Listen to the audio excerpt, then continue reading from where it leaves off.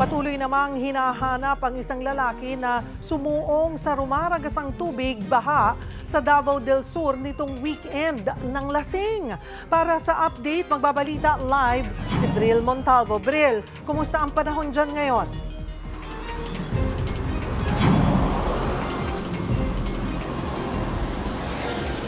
Cheryl, kanina sa Davao City at maging dito sa Santa Cruz, Davao del Sur ay mainit na ang panahon. Humupa na rin ang mga tubig baha sa mga ilog.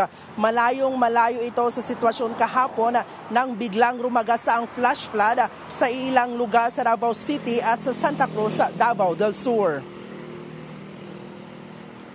Walang tigil kasi ang pag-ulan na ayon sa Pag-asa ay dulot ng tinatawag na easterlies at ITCZ na nakaapekto sa ilang bahagi ng Mindanao. Sa Kalinan River sa Barangay Kalinan, Poblasyon, natangay ang isang 48 anyos na lalaki na kinilalang si Wilfredo Hambo matapos bumigay ang dike sa gilid ng kanilang bahay. Swerteng naresko siya agad ng mga kapwa residente doon. Tinatayang nasa 15 pamilya ang apektado sa pagragasa ng baha. Kasalukuyan silang nasa evacuation center ng barangay. Habang sa Barangay Coronon, Santa Cruz, Davao del Sur, isang residente din ang natangay ng rumaragasang tubig baha sa Langan River matapos itong maligo sana. Kinilala ang biktima na si Naran Dulay, 40 anyos. Ayon sa mga kaanak, lasing umano ang lalaki nang magtangka itong maligo sa ilog.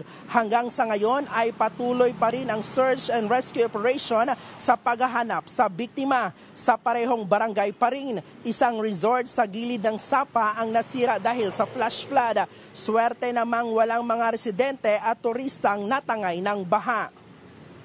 Cheryl, kanina sa Barangay Kalinan, Poblasyon sa Davao City, may mga pamilya pa doon ang nanululuyan sa evacuation center dahil natatakot pa silang bumalik sa kanilang mga bahay dahil nga lumambot ang lupa doon sa gilid ng bumigay na dike kung saan nakatirik ang kanilang mga pamamahay.